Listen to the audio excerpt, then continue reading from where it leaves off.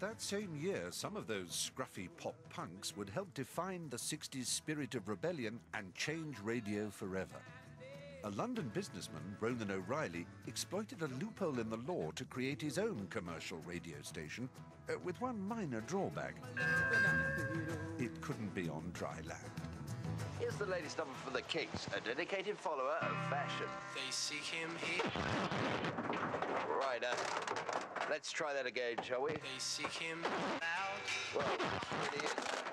Quite literally, life on the ocean waves. The moment Radio Caroline came on the air in Easter 1964, it was front-page news. There was a shock to the system when the pirates came in, because literally from half an hour of music a week, you suddenly had 24 hours a day. All day and all of the night.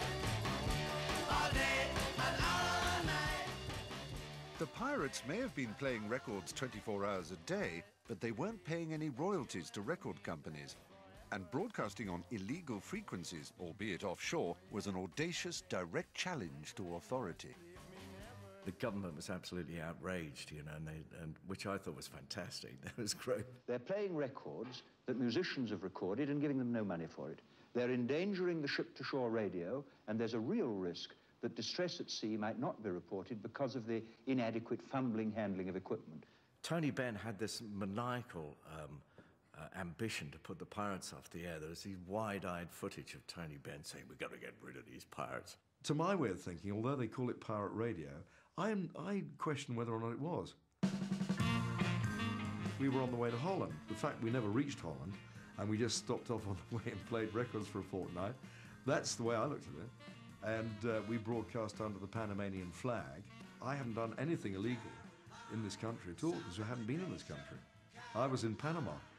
This is Radio Caroline on 199, England's first commercial radio station.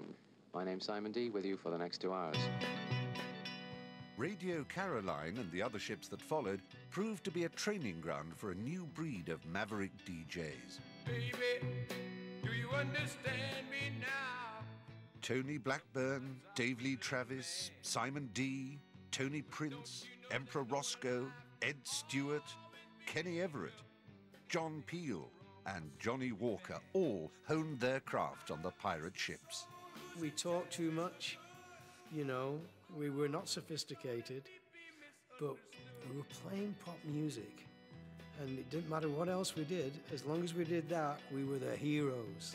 The listenership was just going up and up and up. We were changing the way Britain listens to music. Pirate radio really was phenomenally popular then. You can't always get what you want.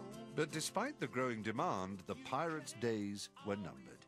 The whole idea of pirate radio was to bring in commercial radio legally into Britain. But unfortunately, the Labour Party got in, and of course we're against free enterprise, and we thought, oh, God, you know, that's it. The Labour government brought in the Marine Offences Act and closed the stations down. The pirates had been scuppered. Tony Blackburn, Kenny Everett, they all left early. Simon D, they all left early and joined the BBC before. They didn't go down with their ship like some of us did. With the pirates out of action, the BBC was forced to respond to the public demand for a popular music service. And with the pirate DJs all conveniently unemployed, they had a ready-made pool of talent.